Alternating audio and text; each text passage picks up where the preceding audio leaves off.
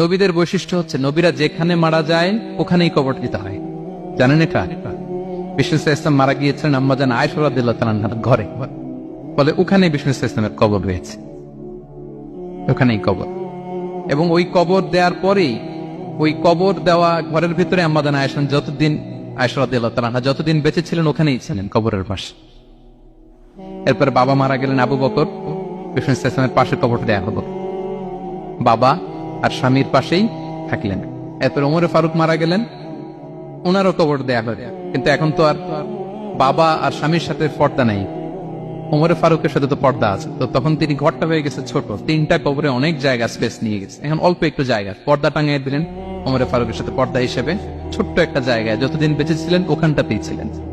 ওমরে ফারুক যখন আমিরুল মুমিনিন খলিফা, তখন ছেলে আব্দুল্লাহকে পাঠিয়েছিলেন যে যাও একটা অনুমতি আগে থেকে নিয়ে রাখো আম্মাজান আয়েশার কাছ থেকে, যেহেতু ঘরটা ওনাকে বলে রাখো যে আমি মারা গেলে যেন আমার দুই বন্ধু মুহাম্মদ সাল্লাল্লাহু আলাইহি ওয়াসাল্লাম এবং আবু বকরের পাশে যেন কবর দেয়া হয়।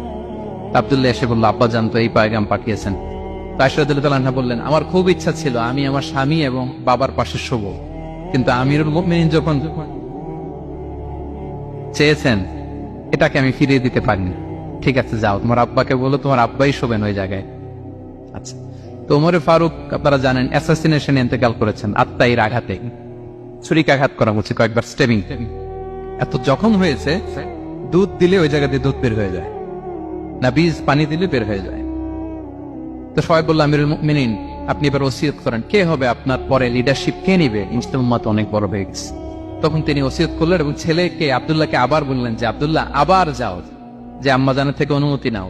বলতেছে অনুমতি না নিলাম আর অনেক আগে, উনি তো বলছে আপনি মারা গেলে ওখানেই শোবেন। বলতেছে না, তখন আমি আমিরুল মুমিনিন ছিলাম, এখন তো কিছুক্ষণ পরেই মারা যাবে, এমন হতে পারে আমার ভয়ে বা লজ্জায় তখন অনুমতি দিচ্ছে, এখন আর দিবেন, আবার যাও। আবার গেল। আয়েশা রাদিয়াল্লাহু তাআলা আনহা বললেন, না এখন আমি আগের কথার উপরে আছে, তোমার আব্বাই সেখানে শোক। সুবহানাল্লাহ। ওমরে ফারুক ওখানে শুলেন, তখন তিনি পর্দা আরম্ভ করলেন আম্মাজান আয়েশা। তাহলে রাসূল সাল্লাল্লাহু আলাইহি ওয়াসাল্লামের কবরটা হচ্ছে আম্মাজান আয়েশা রাদিয়াল্লাহু তাআলা আনহার ঘরের ভেতরেই। আপনারা মসজিদে নববী যারা ভিজিট করেছেন তারা জানেন যে আপনারা যখন কিবলামুখী হয়ে নামাজ পড়েন, বাম দিকে বিষ্ণু ইসলামের কবর, সেখানে রাসূল সাল্লাল্লাহু আলাইহি ওয়াসাল্লামের পাশে আবু বকর এবং ওমরে ফারুক রাদিয়াল্লাহু তাআলা আনহুমা শুয়ে আছেন। রাসূল সাল্লাল্লাহু আলাইহি ওয়াসাল্লামের কবর থেকে মিম্বার পর্যন্ত এই পুরো জায়গাটা রাউদাতুম মিন রিয়াদিল জান্নাহ, দুনিয়ার বুকে জান্নাতের একটা টুকরা। বিষ্ণু সাল্লাল্লাহু আলাইহি ওয়াসাল্লাম ইন্তেকালের আগে ওনাকে অপশন দেয়া হয়েছে, নবী আপনি চাইলে থেকে যেতে পারেন আজীবন, তো আর চাইলে আমার কাছে চলে আসতে পারেন, এভাবে অপশন। বিষ্ণু সাল্লাল্লাহু আলাইহি ওয়াসাল্লাম তার রবের সাথে সাক্ষাৎকে চুজ করেছেন এবং ইন্তেকালের আগে তিনি পড়েছিলেন, আল্লাহুম্মা গফিরলি ওয়ারহামনি ওয়ালহিকনি বির রফিকিল আ'লা, আল্লাহ আপনি আমাকে ক্ষমা করুন, আল্লাহ আপনি আমার প্রতি রহম করুন, আল্লাহ আমি আপনার সান্নিধ্যে যেতে চাই, পৃথিবীতে থাকতে চাই না। সুবহানাল্লাহ। অপশন দেয়া হয়েছে, আপনার অপশন দেয়া হবে, হ্যাঁ চাইলে আজীবন থাকেন। আমরা অপশন পেলে তো বলতাম আল্লাহ যা হয়েছে এখানেই থাকতে চাই, কি বলেন? বিষ্ণু সাল্লাল্লাহু আলাইহি ওয়াসাল্লাম বলেছেন ইলা রফিকিল আ'লা, হে আল্লাহ আমি আপনার সান্নিধ্যে যেতে চাই। বিষ্ণু সাল্লাল্লাহু আলাইহি ওয়াসাল্লাম ইন্তেকাল করলেন এবং উম্মার জন্য এটা সবচাইতে বড় ফিতনা এবং পরীক্ষা ছিল, এর চেয়ে বড় কষ্টদায়ক বিষয় ছিল না উম্মার জন্য বিষ্ণু সাল্লাল্লাহু আলাইহি ওয়াসাল্লামের ইন্তেকাল।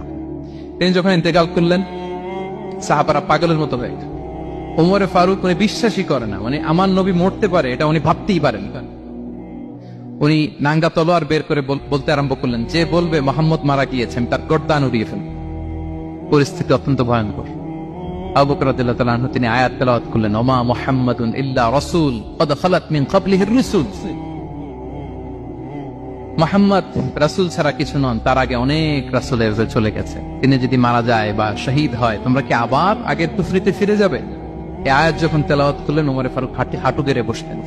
তিনি বললেন, এই আয়াত তো আমি আগেও জানতাম, অনেক তেলাওয়াত করেছি, কিন্তু আমার মনে হলো এই মাত্র আয়াতটা নতুন করে শুনলাম, এই মাত্রই বোধহয় কোরআনের এই আয়াতটা নাজিল হয়েছে।